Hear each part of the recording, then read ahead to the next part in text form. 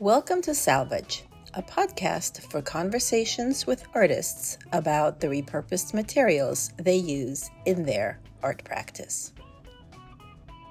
Well, thank you so much for agreeing to do this. Of course. I'm sorry it took so long, and I'm so happy to finally have made it work. I think that whatever delays we might have had in the schedule, I think they were just the right thing. I think it has to be that way. Yeah, exactly. I don't think I had the bandwidth, honestly, to sit. I can understand that. You know, it's been a very strange, maybe 5 years? 6 years? Wow. Yeah. All right. Well, I'm going to ask you all about that. Okay. Or maybe someone. I'll try to answer. Okay. So I'd like to, I usually start with an introduction. So please enjoy my conversation with Aurora Robson. Aurora is a visual artist predominantly known for working with plastic waste. She was born in Toronto, grew up in Hawaii, and later lived in New York City, where she studied structural metal welding. She's a New York State Certified Structural Welder, and I will be asking about that, and has worked in film, construction, and entertainment. She studied art history and visual art at Columbia University. Throughout her career, Aurora has developed many ways to sculpt with plastic debris, including fastening, weaving, sewing, ultrasonic welding, injection welding, and 3D printing. She shares these methods with others who want to reduce and transform plastic waste. Aurora has received several awards, including the Pollock-Krasner Grant and the New York Foundation for the Arts Fellowship. She also founded Project Vortex, a global collective of artists and designers working with plastic debris. Currently, Aurora lives in the Hudson Valley with her family, cats, garden, fruit trees, and a very expressive dog who has joined us. And I cannot wait to dive into our conversation. Okay, so I don't know if do you listen to podcasts a lot? Yeah. One of my favorite podcasts is the Great Women Artist Podcast. Oh, I don't know this one. Oh my God, you're gonna have to listen to it. Okay, So thank good. you. I can I just will. dive in and listen to all of them. Oh, nice. But I love how she starts, and she was one of my inspirations for starting a podcast as well. She always starts her podcast with asking you about your childhood. So I've taken up that, and I also ask, were you an artistic kid? Definitely. Yeah. I think for me, art from a very early age sort of represented possibility. You know, I had a complicated and challenging childhood by any measurement.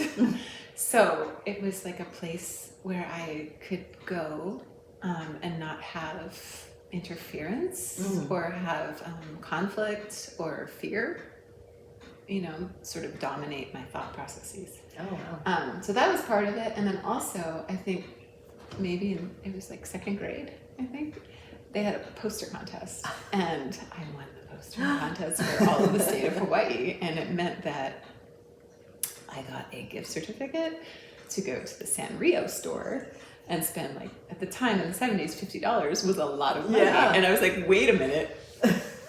I made money making a drawing. That's crazy. Yeah. So I think that, you know, that was part of the whole, like, wow, maybe there's, like, it's something I can do. Yeah. You know, I didn't know how, or I tried not to do it actually for a really long time because I was apprehensive about the potential for, like, lack of instability. Yeah. That kind of life would probably be. Yeah, understood. You know, Yeah. not having any stability in my childhood. I didn't want to have a life without stability as an adult. But I succumbed. Yes, you did, and I'm so glad that you did. But I want to ask you about, like, your earlier life. So you didn't want to succumb to the art right away, but yet you wound up working in construction and film and entertainment. Like, what was all that? I think it happened, well, okay, so when I moved to New York City, I was 18 years old, and I didn't know anybody. I had $1,000 in my Doc Marten, my boot, and that was it, you know. And I arrived and I just started doing all kinds of odd jobs. I worked as a bartender, as a waitress, as a hostess, in the service industry a ton. I ended up working with this Polish antique restorer for a while, so I learned some of that. And then I did dog walking, and I did, what else? I did just like all kinds of like scenic work and film and television. Whoever I met, I would just like find these little odd jobs. And at one point, my brother, who, I'm so grateful that I have a brother, because otherwise I would be like, did that childhood really happen? It's so great to have I feel so lucky to have a sibling who we can compare notes, But at one point he called me and he was like, you should get into welding. I bet you'd be really good at metal welding. And I was like, why do you think? He's like, you have really good hand-eye coordination, like attention to detail. And it's like, so I was like, all right. And, I ended up going to a vocational technical school with like, I don't know, I think I was one of 2 women. And most of them were fresh out of jail or rehab. Oh, wow. So it was a really tough kind of environment. And I'd ride the subway covered with soot. That's normal. That's New York City, though. Yeah, it was totally. But it was great. I was good at it, and it was great because I learned how to read blueprints, and I learned how to kind of create things that would defy gravity. And initially, I started making sculpture with metal. Wow. And that was what I was making sculpture, and then I was like, I could get side gigs since I'm certified, and I can actually weld with structural integrity, and I can, do any number of jobs. And at that point, it was really inexpensive in the meatpacking district in Manhattan. Oh, okay. And you could actually slip on a piece of meat. It was really those days are long gone. No, no more. There's like Apple stores and La Perla, and Prada and stuff. Found a building and, decided to set up a welding studio so I could make money as a welder. And I got it all set up. I got my acetylene tanks delivered. I was like, I had saved up to get a little MIG welder. I was, doing all the things. Got a couple jobs lined up. And then I guess there was like some job turnover, and they had a new fire marshal who came in and said no more welding in the building. Oh, no. And I was like, so that was, I was like, all right, so now I'm like ragtag trying to figure out where to weld in a studio with wood floors, kind of not ideal. And then shortly after, like maybe, I don't know how many years after, I injured my back and discovered that I have an extra vertebra. Oh my. Which means I'm not designed to do any really heavy lifting. And I was like, I guess I'm not really meant for welding. Meant for metal welding. Yeah. Wow. So that was kind of the end of that, and I put it all behind me, forgot about it, let go. Even though I loved working with metal. And then one day, like fast forward 20, 30, 30 years, I discovered you could weld plastic. And I was like, interesting. So welding skills come in handy later in life. Yeah, it's surprising. When I meet with young people, which I do tend to do a lot of work with like education and stuff, as a visiting artist, as a guest artist, never like a formal, in a regular formal way, but I'm always trying to help young people recognize that no matter how maybe out of context a work experience might seem at a part in your life, you never know when that skill's going to come in handy later. So just glean as many tools from the world of your life as you can. Wise words, definitely. Wow. That's so cool. And then you did some scenic design for film and stuff like that. Yeah, I did scenic painting, I did art direction, I did some production design stuff. Not for film. The production design, I was actually working my last full-time job prior to being a full-time artist was at MTV Networks at Viacom, and I was working in their special events department. Oh, fun. So I was working as a art director and then occasionally as a production designer for these events that would take place all over the world. And it was amazing because, I learned how to use a scale ruler, build scale models, like think about how to create things in spaces at different scales and have them be accurate, and work with crews and work with teams and be able to pull off like things larger than myself. Yeah. But it was so much waste. Oh. It just felt so dirty, Oh, interesting. And they had just offered me a promotion, like full-time benefits, all the things, and my mom was like, "That's great, you're finally on your way." try to do art full time, I don't care how much money I make, I'll probably end up being a burden on society. Like that, the art makes me okay. Yeah, yeah. So That's interesting. That's funny. Yeah. Parents, they're always, they think you need a steady gig.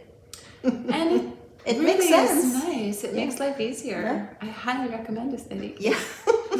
I do too, because I don't have one. I haven't had one in ages. Same. It's a lot, isn't it? Yeah, It's a very interesting, like living on the edge in a way. But I think of it a lot, in terms of the extremes of humans, like what we're capable of and what kind of edges we're able to traverse, and also what kind of pinnacles we can achieve.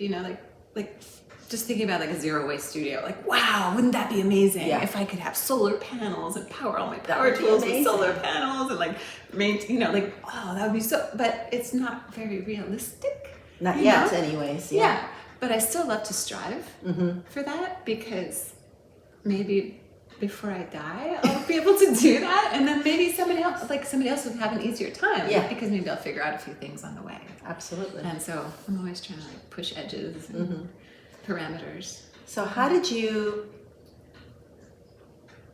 when you first started making art, you were welding and doing sculptures like that. Was that with found metals? Not necessarily. No, I mean some, definitely some. I mean, I was also doing a lot of weird mixed media stuff early on. Before I even moved to New York, I was actually, when I was living in Toronto before I moved to Seattle, I was working with found objects and stuff like that. I've always been like drawn to that sort of thing, and I think it's really complicated for me. There's a lot of like deep kind of energy and psychology to it that for me, I have a very strange relationship to discarded materials, and I think it's partially because when I was a kid growing up, I would get my clothes from the dump. My family, it was a very complicated home life, and I didn't, do back to school shopping. I would go to the dump and try to find stuff to wear. It was awful. Oh my gosh, I'm so sorry. It's okay. I'm like, now you made it, yes. Now I have a profound sense of appreciation. And also empathy. Yeah. Which, thank goodness, because, what doesn't make you stronger kills you. Wait, no, the other way around. Anyway, yeah, so, I always it didn't strike me as something that was out of the palette. If you're going to create something, why would you omit anything? Yeah. Especially if it's free. Right, everything's fair game. Yeah. So what made you move onto plastic? Because plastic is pretty much your predominant material now, right? Yeah, pretty much. It has been for about 20 years. Yeah, so what was was there a catalyst? What was the discovery of plastic? Well, okay, so when I was in college, I was still doing a lot of metal sculpture, and I loved it. It was so amazing to, learn how to make kinetic sculptures and just doing all this stuff, and it was fantastic, and I really enjoyed it. But then living in Brooklyn and not having a trust fund, I was like, well, how am I gonna? I don't know. I can't afford a sculpture studio. Do you know what I mean? Yeah. So, and I had just, arranged to get myself fired from that full-time job so that I could collect unemployment for 6 months. And that was my that was my window. Yes. I was like, all right, I'm gonna, lower my overhead by building an extra bedroom in my loft so my rent goes down. And I'll live in this tiny little room and eat, wake, sleep, drink, everything art. And hopefully build a website and create a body of work and all that.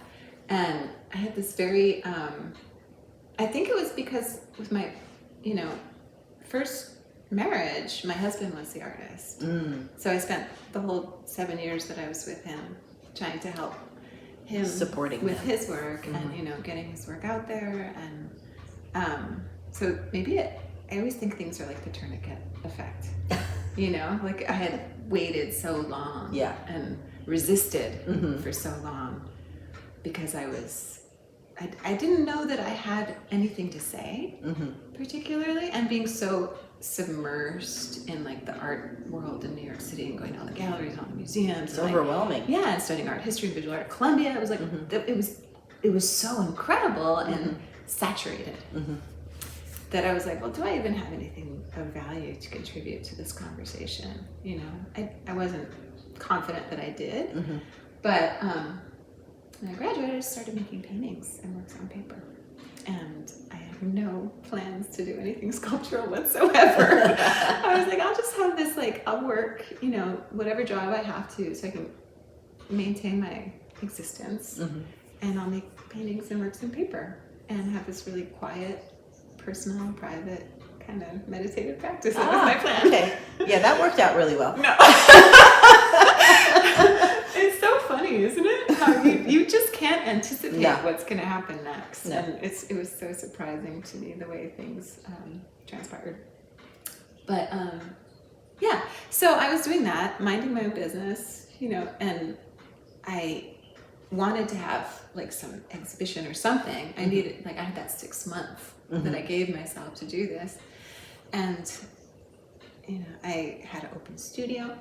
And I was living in Williamsburg at North 5th and Kent at the time when it was very dangerous. They found like the bodies from the Brooklyn Strangler right outside my loft in the dumpster. Lovely. Yeah. Yeah. So it was not like posh the way it is now. No. It was a very different time in New York. And, you know, I was on the ground floor and there was all this trash outside all the time. And it was just sparkly. You know, and weird shapes, you know, and it really related to the things I was doing in my paintings and works on paper in terms of formal relationships and qualities. And I was getting ready for an exhibition because that open studio, like immediately I had some feedback from other artists who came and they were like, oh, you should do this. Oh, do you want to be in a group show with me? And Oh, that's great. Like Wow. it was really welcoming. Yeah. Based on having this little body of work that had started. I guess it just resonated with some people right away. Well, I have to say that I think even though the New York art world seems like it's a whole other realm, there is a very large subset of it that's very welcoming. Yeah. And you know, friendships are built, and it's a wonderful thing. Totally.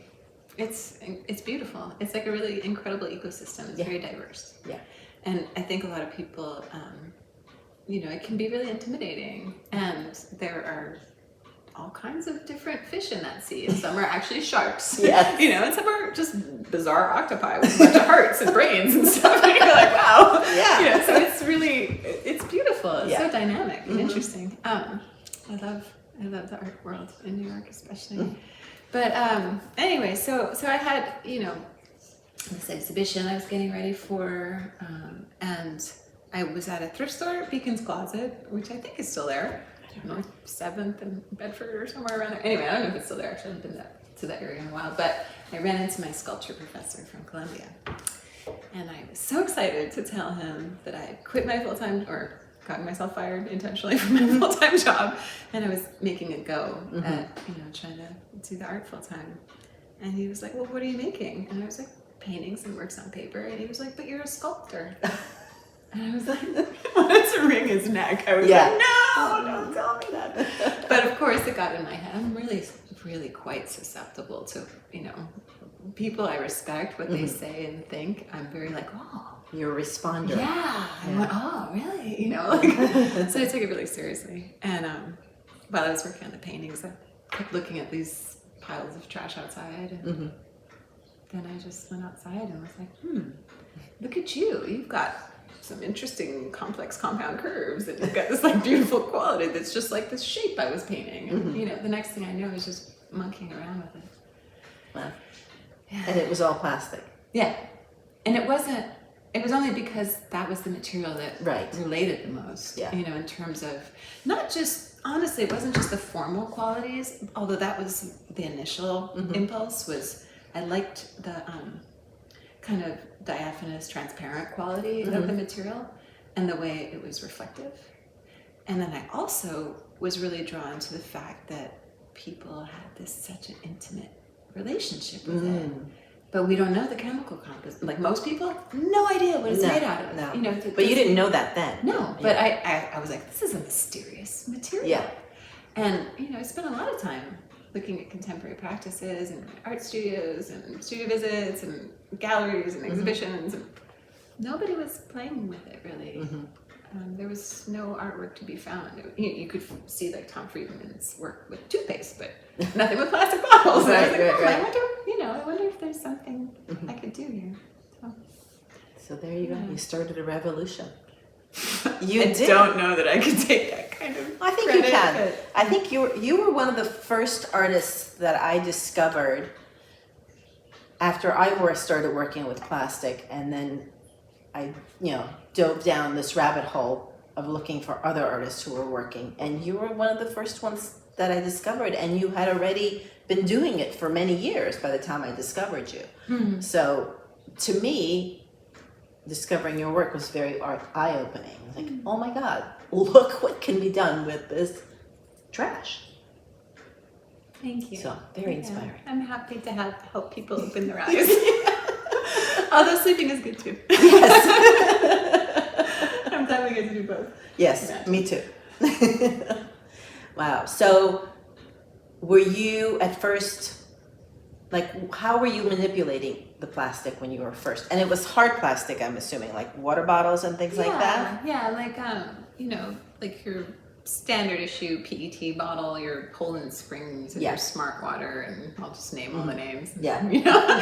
But, it was that kind of thing. And I would, initially I was using hot glue and spray paint. Oh, okay. Because I did not think about my environmental footprint. Right. Even though I looked at the piles of garbage with disdain and contempt. Yeah. I was like, who just throws stuff everywhere like that? That's horrible. Yeah. Well, I can identify with that. I still do. You still look at it with disdain? Yeah. Oh, yeah. Like, why would anybody throw their trash over here? No, there's a garbage can over there. It's absurd. I don't understand. I mean, I can't understand how. I mean, I know a lot of it's probably like broken window theory. Like, if you see one piece of garbage, you're like, oh, well, that's where the garbage goes. And, it's a lot of different factors contributing to the problem. There's also just wind. Exactly. They fly off the garbage trucks and all of that. Or certain municipalities, you're not supposed to bag your recyclables. Right. So they just fly away. And if it topples over, it's going to find its way wherever it wants to. Yeah. It's very liberated material, isn't it? Just moves in the wind. It does whatever it wants. Anyway. Plastic. Yes. So were you just cutting it apart and gluing it together with hot glue at first? And were these suspended sculptures? Yeah, my first sculpture was called the Sentinel, and it was this big yellow and white explosion. And it was all spray painted and hot glued, and I actually exhibited it somewhere in Manhattan at a group show thing, and people really responded. Okay. And I couldn't believe it. Like, people were really very excited about it. And I was like, well, I like this process. I like being able to sort of articulate what I'm trying to articulate in my paintings in 3 dimensions using this material. And then, of course, like any, studious person who wants to know what and why and how, I began to research the material. And I was, oh no, it was a horrible moment of like realization that there was this big David and Goliath problem that nobody was paying attention to. Yeah. So did that make you want to work more with it then? Yeah, but also with a lot of trepidation. I was like, oh no, this is not going to be an easy road. But now that I know, I can't unknow. And it's sort of like, okay, say your dog, if you have a dog and they need a surgery, and the surgery is thousands of dollars, right? You can either be like, oh, well, put it to sleep. Yeah. Or you can say, I'll have to scrimp and save and take care of this creature. Yeah. And it's my responsibility. You'll get to these crossroads in your life over and over again. Oh, yeah. Where you get to decide if you're going to go. We're like plants. We bifurcate, We're like, I'm going to go this way or that way. So you can decide, am I going to be someone that I'm at the end of my life I look back on and I have no regrets? Or am I going to be someone that I look back on my life and think, oh, I shoulda, coulda, woulda? Yeah. Yeah. And I'm determined not to have those kinds of regrets. That's amazing. Yeah. No, it's true. It's true. Wow. So, do you ever think, after, now that you know all that, and I'm sure that since that first discovery of knowing all about the plastic and what it's made from and all of that, do you think about yourself working with the material and how much, probably more than the average person, you are ingesting these microplastics and things like that? Yeah, of course. I do take a lot of safety measures. Such as? Respirators. I have a fume extractor in the studio. I try really hard to avoid processes that include generating a lot of microplastics or microfibers or nanoplastics especially. Yeah. But when I do, I try to capture them all. I keep them separated by color and chemical composition. Of course you do. Of course you do. Well, I have plans for like all the remnants. I try to really, it's borderline insane. I know. But I can identify. Yeah, it's sort of, I think it's also because, I think a big part of what's wrong in terms of how humans are behaving and interacting with each other and the planet are these false senses of hierarchy. Like we decide this is more valuable than that, or who's arrogance? Yeah. Who are we to decide what's more valuable? We're on this spinning ball in space where it's bona fide and miraculous that we get to do this. This living thing is awesome. I know. And so to pass judgment or make assumptions or pretend you have some degree of certainty is just, to me, so arrogant. So I'm always erring on the side of, well, I better just, do the right thing, do the kind thing. Yeah. So. Oh, I think that's important. Yeah. Doing the kind thing. I think that's well, for me, I think that's what draws me to you, because you emanate kindness in every way that you speak about your work or anything. And I think that in general, it feels like we are lacking kindness in the world. So I get drawn to people like you. Thank you. I'm so happy you're here. It's a mutual admiration society. For sure. It's huge. I don't think most people would take it upon themselves to work with this material if they didn't have, it's sort of like doctors, Yeah.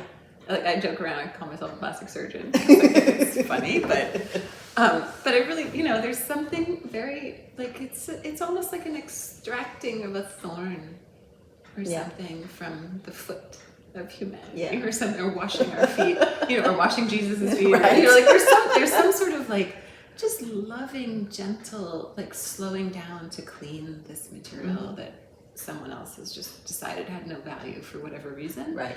And it's a very, I don't know, it's very peaceful, and there's all kinds of energy and action taking place in the world that has very weird motivations, or motivations that are just obtuse to people who are operating on a level where they're just trying to do the most loving and appropriate thing, And so all you can do is remain steadfast.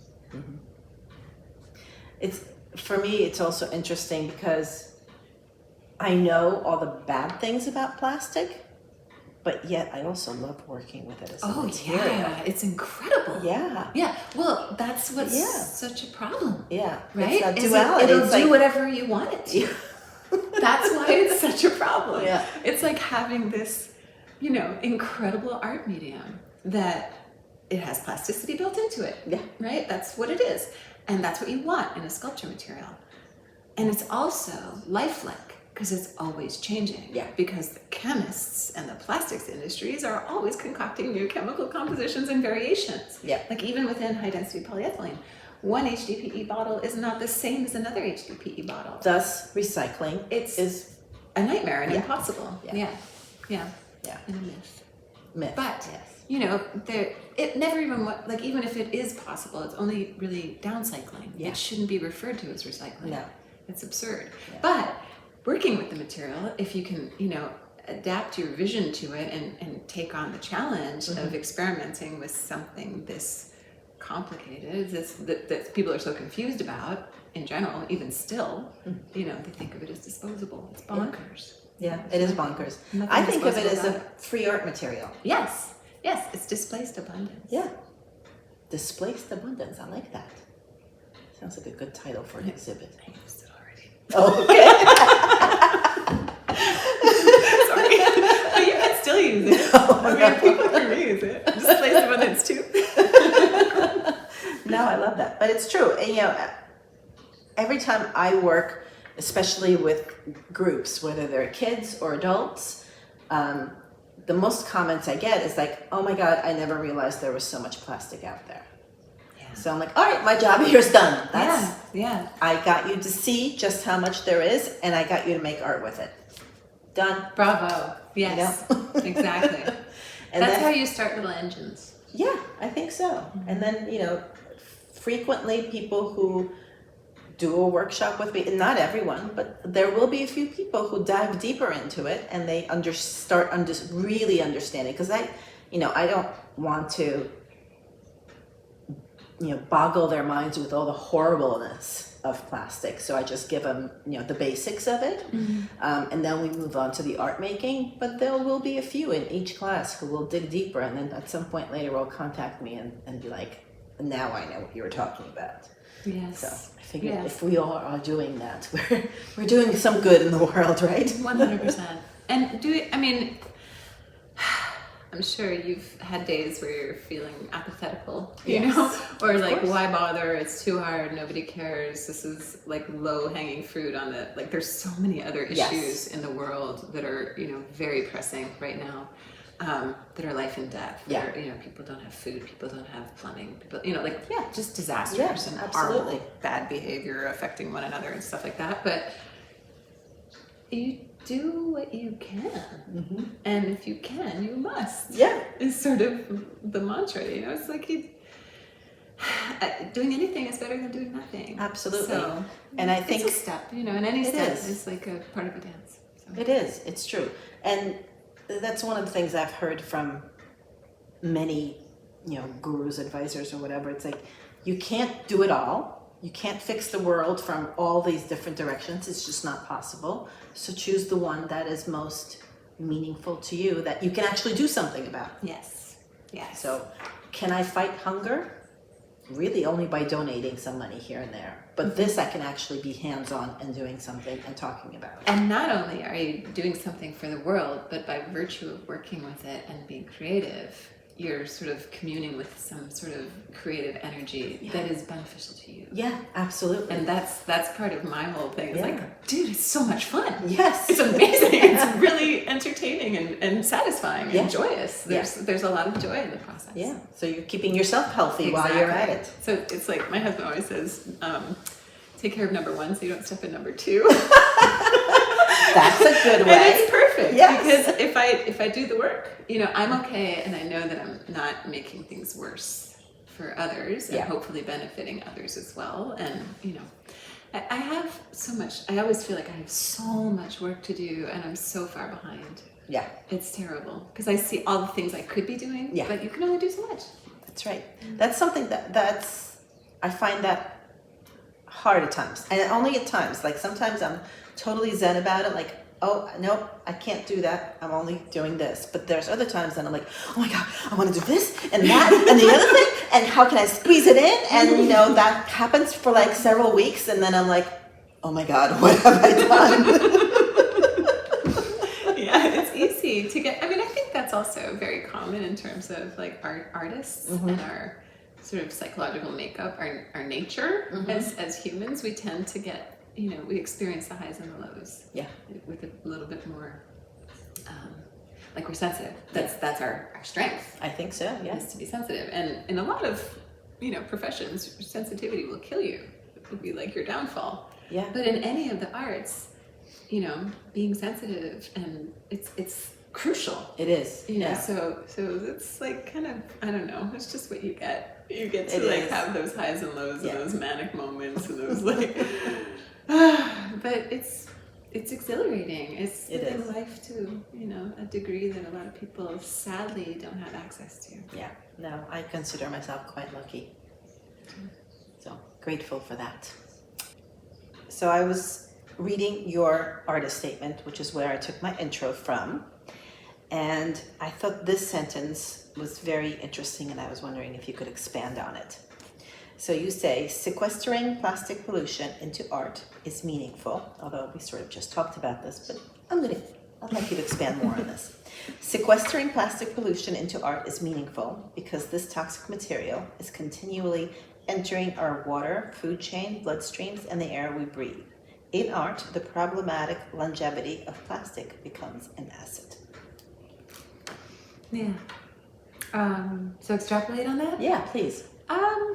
Well, okay. So I guess that the issue is largely that people think of it as disposable, and it's really a value, like it's a scarcity economics model that's causing problems.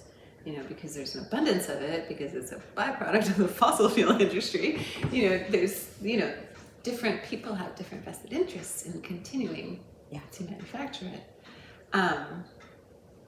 So, you know, I'm always thinking about things at different scales, you know, and there's producer responsibility in the studio as an artist, and then there's the producer responsibility at the corporate level, or, you know, the people making the trash that you're using for your art.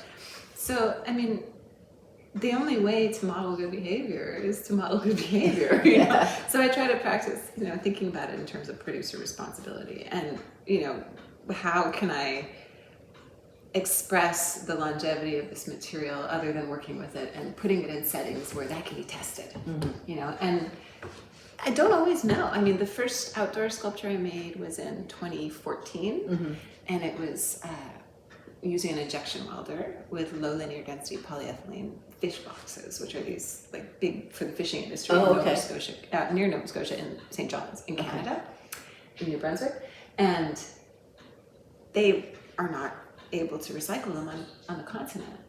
So if one gets a crack, or, you know, they just go to the landfill. They can't. There's nothing they can do. They have foam on their interiors. It's like, you know, it's like there's so many materials that are like mixed materials, and it's too tedious, and you can't recycle it.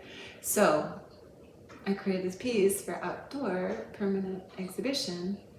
I mean, some people are incredible. They're willing to, you know, pay an artist to do something so experimental. Nobody, you know, has done that, I don't think, prior to. So I was like, all right, I'm going to try to make this thing. I made a sculpture out of it, and you know, the same place hired me to go back and make another piece last. That's amazing. So wait, it's doing fine. You said it's injection welding. Yes. So that means you took the boxes and then you welded them together with some kind of plastic. So there's two types of welding processes that I use in my studio. Injection welding is the most, well, actually they're both similar. They both have parallels in the metal welding world. But injection welding is most like a MIG welder. I don't know if you're familiar with metal welding. So in metal welding, there's MIG welding is a type of welding where you have a spool of filler metal that is the same chemical composition of the two types of metal you're trying to weld together. By virtue of that, they'll all have the same melting temperature, and therefore you can, you know, create a weld with structural integrity where they all fuse together perfectly and cool down at the same rate, and then you have a really strong bond. Okay. So the same principle applies with plastic. Okay. So the injection welders, I have 2 transfers, maybe 3.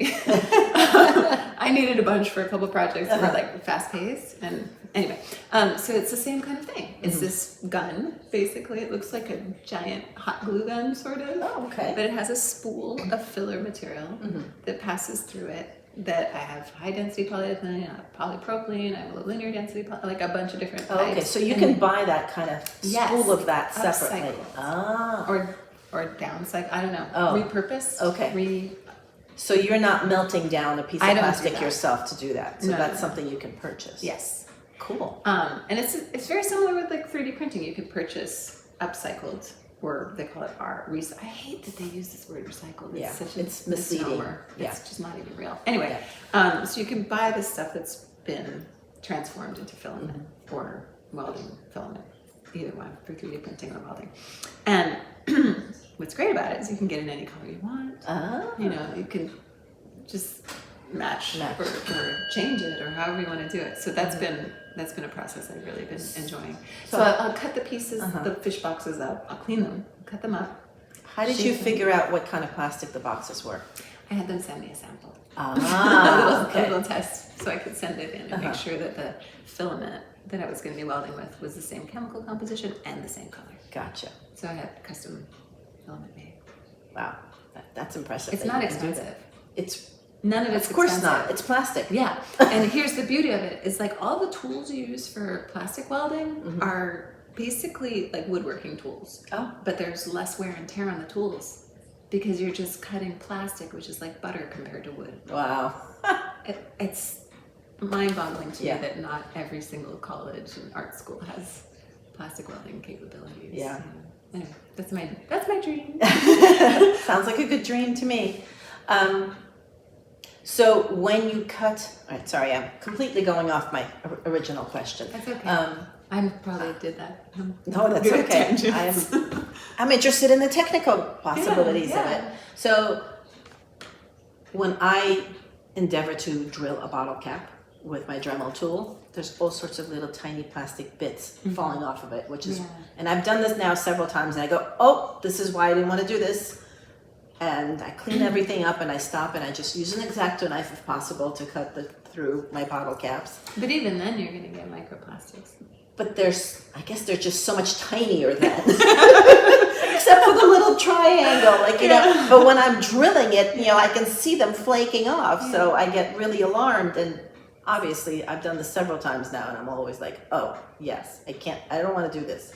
So are you, when you're cutting your plastic into these wondrous shapes, are you doing it with a tool that leaves debris behind, or are you doing it with like a hot knife or something like that, so that just kind of melts through it? No, I use this type of, they're gardening shears, really. They're amazing. I'll give you a pair. You don't have they're to give so me good. a pair. I have so many. They should really endorse me. Honestly, I've used so many of these snips. Anyway, it's an 8-inch snip that I use that has a serrated edge, so it doesn't slip on the plastic when you're cutting it, and it also has a spring. So your hand does half the work. Okay. It opens for you. You just have to close it. Okay. So it's much easier on your hands. Yeah. And they're also, you know, super like strong. There's titanium ones. They're like really built to last, which is wonderful. So I use those to cut, and there's no shavings when I'm cutting from those. But there's the residue that I don't use for the sculpture, so then I try to use that for something else, and then I end up with, like, I call it scrapple. Yeah, scrapple. That's a good one. Yeah. I have bags and bags of scrapple in my shipping container. Anyway, that's a whole other thing. But I do drill through the material, and when I'm doing that, I try to keep it in like a little trough. Oh, okay. And I try to wear like a face mask or something. Yeah, so because it does get everywhere. Yeah.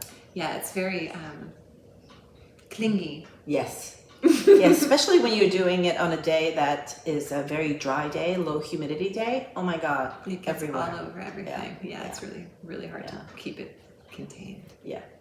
So then, but you do make your plastics softer because you extend them into these pieces, don't you?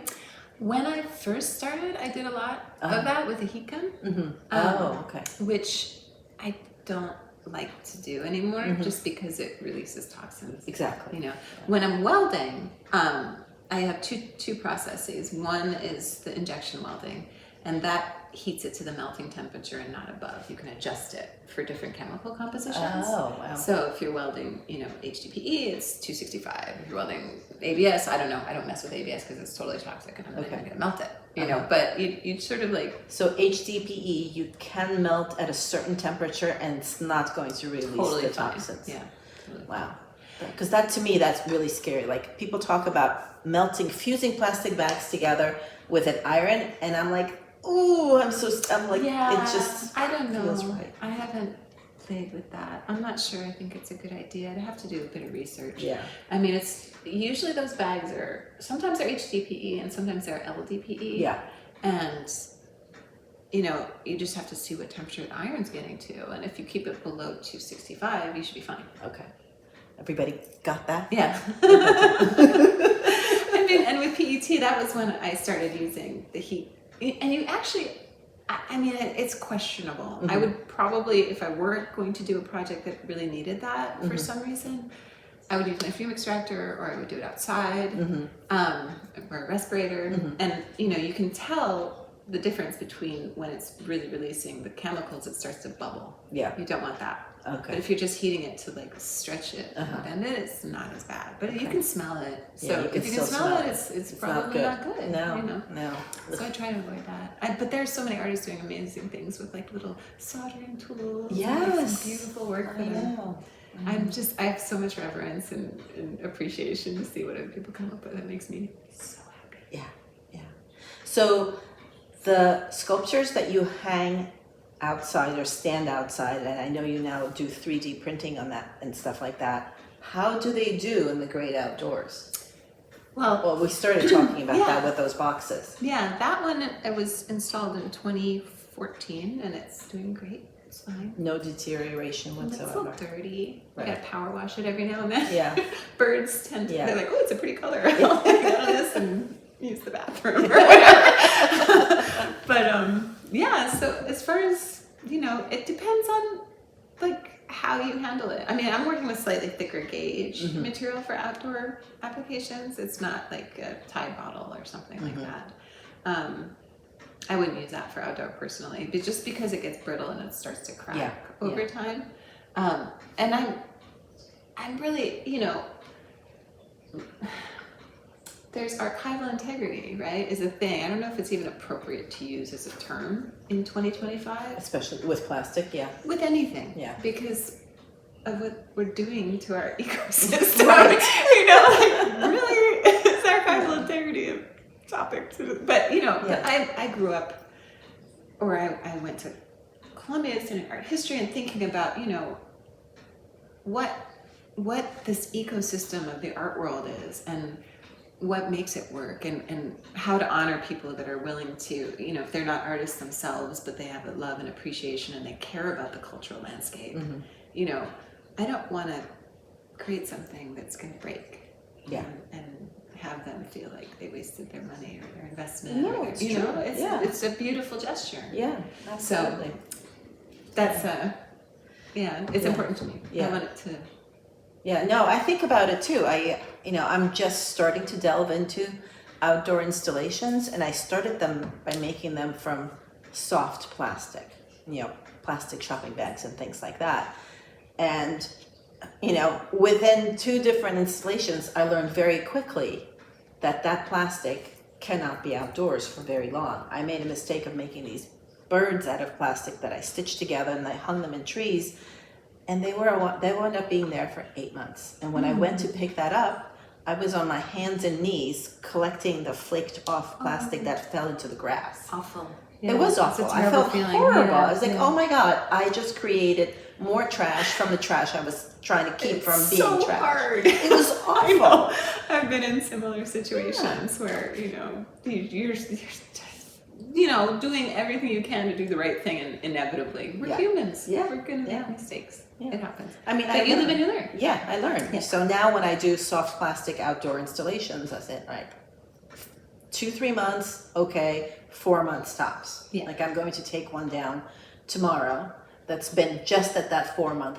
And I saw it about 2 months ago, and it was doing great. So all right, I got to take this down now, especially before the really cold weather sets in, and it really adds to the changing. Yeah, for sure. Yeah. I mean, I think, there are things you can do. It's interesting. Certain plastics actually have UV stabilizers added to them. So, but how do you know which ones have it? Their longevity. Right. Well, so I'm sweating a tool that I don't have yet in my tool belt. It's a spectrometer that would allow me to identify the exact chemical composition. Oh my gosh! Of ocean plastic, if it doesn't have a a number tool like that exists. Yeah. Holy smokes! I know, it's like $30,000. That's all. Yeah, I have to pay for my dog's surgery first. Yeah. No, dog comes first wherever you went. I don't know. I think she finally fell asleep. So. Yay. Yeah. Yeah, no. Anyway, yeah, the exterior stuff, it's really satisfying. I love doing work for outdoors. But it does open up a whole other set of, potential caveats that you have to, work with and navigate. And you can also use like titanium white paint. It's an amazing UV stabilizer. It'll protect work from. And it stays on the plastic? It depends on how you apply it and what type of plastic. Okay. So with polyethylene terephthalate, it works great. You can apply, I have like a recipe that is how I colored those ones. Oh. And it adheres beautifully. You can give those a shower and they'll be fine. Oh, wow. Yeah. But with HDPE, not so much. It'll flake off really quickly. Yeah. So I haven't found a great way to color the HD, but you don't really need to. It comes in so many colors. Well, that's just it. Yeah. I very rarely use paint in any of my works. Yeah. And people are always asking me, did you paint this? No. Yeah. It's all out there. Don't need to. No, it's all out there. The only reason I started painting, because I was working with the PET, and most of it was clear, which I love, but it's very hard for people to see. Yes. And to photograph. And also, I wanted to use the same tools that are being used to seduce us into buying the junk to instead do something better. Yeah. And it's also using the same strategy that's used, to get us to overconsume things we don't need or want really, but manufacturing this desire and, making us feel like, oh, it's in glossy, shiny plastic packaging. Yeah. It's new, it's shiny, it's amazing, it's safe. But use that instead for transforming it. So brilliant. So you have you're using their marketing for your work. In a way. Yeah. Yeah. Or at least that's how I think of it. I don't know if other people feel that way. But. I was actually just listening to, do you know who Ayanna Elizabeth Johnson is? No. So she is an amazing person who wrote a book, What If We Get It Right, and several other books. And she talks a lot about what we need to do in this world, for this planet, environmentally, that all the solutions are here. I'll write it down. Okay. Anyhow, I was listening to her latest podcast, because she has a podcast too. And on it, she had a marketing guy who was used to be, doing marketing for like shampoos and stuff like that. But now he's opened up his own company, and I have to listen to it again to really understand what he does. But it was just interesting to hear him talk about what marketing we can use to talk about plastic pollution and other pollution, and that the word green is no longer the right word to use. You should be trying to use the word clean, like for clean energy and things like that. So it's just fascinating. Interesting, yeah. Yeah, it's a whole different take. Yeah, that sounds very interesting. Yeah. No. There's so many amazing people doing amazing things. Thank goodness. Yes. Thank goodness. It's really healthy to focus on that. We need them, yes. Okay, I'm going to wrap this up by asking you one final question, if that's okay. Oh, actually, no, I'm sorry. 2 questions. Look at my notes. Oh, wait. Okay, tell me what pulled you into creating Project Vortex? Oh, yes.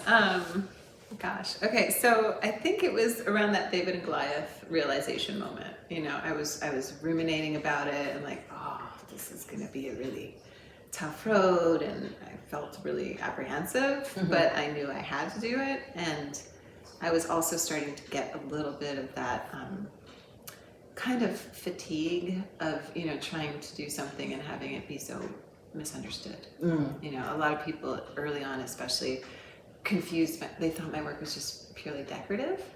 And I was really struggling with that. Yeah. It was very frustrating to me. And I also felt like I can't be the only human who's experimenting with this material for art in earnest, like in a serious play, deep dive kind of way.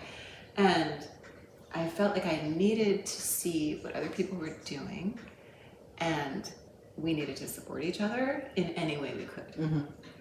And also, I felt like my experience to that point was so, it was like a fairy tale, honestly. I went from rags, not money wise, but Yeah. from rags to riches spiritually or Uh-huh. emotionally or intellectually or something, because my childhood was so completely bonkers, not appropriate, and then suddenly, and I was like, oh, could I ever really be an artist? And suddenly I'm an artist, Yeah. you know, and it's happening, and things are opportunities, and like things are popping and constant, and amazing experiences, and getting to travel and work with different ocean cleanup groups and, you know, river cleanup groups, and like doing these things that were so satisfying that I really felt like we needed to have like a more of a unified voice and be able to kind of, I don't know, gain momentum and strength. And I also wanted to show people, because a lot of time you tell people you're working with plastic debris and they picture something that's very different from what you and I do. Yeah. And I wanted to sort of fight against that bias that people have.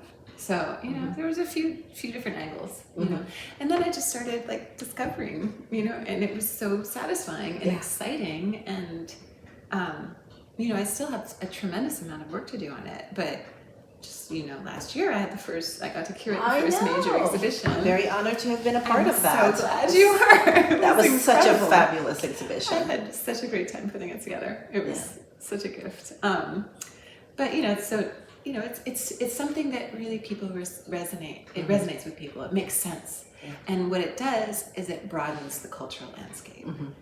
It's inclusive by nature, and to me that is very exciting. So you know, and also it's like environmentally better. If you have a big collective and somebody reaches out to me, for example, and says, well, I want you to come do this piece in Uganda, you know, I'm like, well, there's an artist working with plastic debris in Uganda that's really great. Why don't you have him do it? Right. Instead of using all the fossil fuels to have me come there. Right. You know, like stuff like that. Yeah. You know, so that's been something I've tried to integrate into it. And then also just, you know, I don't know how much people have sold through Project Vortex. I don't think that's been the main thrust of it. It's more about, you know, knowing everybody's out there doing this work and seeing examples of different work and being able to share that with educators and with artists and people who care. That's exactly how I've used it. Like before you had me as part of that, I was like, oh my God, look at this person. Okay, next dive, this person. Holy smokes, they're doing this? Oh my God, that's what, I don't know, I probably lost several days, you know, diving into all those people. Yeah. Which is wonderful. That's the point. That was the goal. So, and I think, you know, over time, who knows, it might shift. It might become more and more useful in terms of like big dreams to have it be more integrated into academic settings throughout the world. Yeah, maybe it can be. That would be great. Okay, one final question. What do you think is an artist's role in the time that we're living in now, considering all that is going on in the world around us, and more specifically, the climate catastrophe that we're living in? Well, I mean, to me, a really good work of art is a reflection of society, of what's happening with humanity. So it's truth, you know, so to ignore it or not integrate it when it's such an intense part of what's happening in the world right now would be a falsehood. And I'm not interested in artifice, I'm interested in art. So I feel like it's absolutely our responsibility. I mean, we have, as artists, we have a practice of visualizing, right? So for us to not use our visionary or visualizing skills to do something, you know, that can help us envision a more habitable, sustainable future for all life on Earth would be a travesty.